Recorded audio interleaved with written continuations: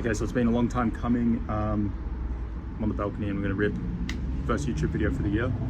And it's gonna be all about leverage, just because this is something that's just been front of mind. When I did my big reflection on the previous year, the biggest theme was leverage. Leverage. And I've now come to realize that the game is simply trying to access more leverage as aggressively as possible and as quickly as possible. And I really felt like I kind of stagnated a little bit last year. Just to give you an insight, like, best year I've ever had in business. One business was super profitable, best year revenue-wise, profit-wise. Another business we started has honestly been a home run, no complaints. But taking revenue and profit aside, I felt like I stagnated in the sense of I just wasn't gaining enough leverage. And that's kind of been the key theme of this year. And already I feel like I've made more progress in 2 months than I did for the previous 12 months last year.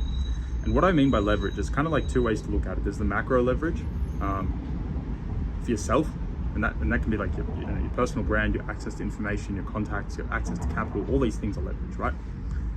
Then it can be specific leverage within your business. And again, these two things intertwine, right? Because your business is like an extension of yourself, and you can use your business to gain personal leverage, and you can use your personal leverage to help your business. So it's like vice versa, right? But again, on a macro level, it's things like hiring, it's access to capital, it's access to information, whatever. But I want to give two specific examples. One on the macro, and giving two examples of two different business models where the effort's the same, but the outcome is wildly different. One business model, 12 SKUs, selling in a bunch of different countries, but really the business is fundamentally flawed because you've built the business so you're only able to sell on one specific channel, which is your own storefront. It's not really going to work on Amazon because product quality is not high enough and your pricing strategy is off. It's not really going to work in wholesale and retail because you don't really have a brand and it's too commoditized. It's not going to work on TikTok Shop, it's shipped from China, whatever, right? So there's all this effort that's really going into one channel, and I'll paint the picture of a different business. You've built it to be priced correctly for Amazon. It can sell on TikTok Shop because it has some level of virality. It has recurring revenue built into it because it's a consumable product. So you're getting repeat purchase rate. You can sell it in your storefront. You can sell it in wholesale. You can sell it in retail. You can ship it worldwide. All of a sudden, if you can nail that business model, you're accessing so much leverage because your same level of effort gives you so much more output. And it's not just revenue and profit output, which is what I'm learning, but there are so many other benefits that having a big business like this gets you access to, which is a whole other video. So that's two kind of examples, right, of the macro side of you're going to have different, different business models are going to have different access points and leverage points. But even on a micro level, you need to be asking yourself the same question, which is what I'm doing now. Every single task you do, you need to ask, did I gain more leverage by doing this task? And it's a super simple question, but it's a life-changing question, because even the shittiest, most annoying tasks, you can be gaining more leverage from.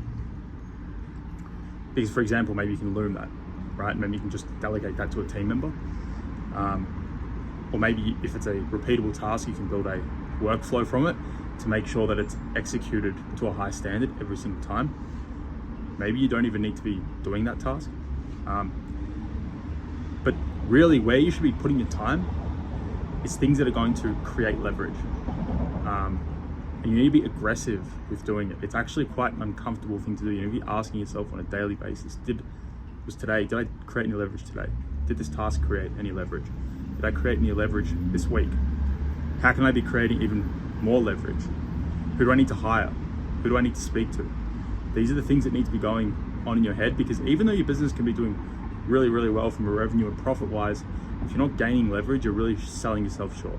And it's not even just from a pure money point of view, it's from all these other things that it gets you access to. So yeah, hopefully that makes sense. Been a long time coming with this video, but yeah, ready to keep ripping them in 2025, and hope everyone has been good. As always, comment, like, subscribe. If you comment, I'll respond to it. So that should be incentive enough.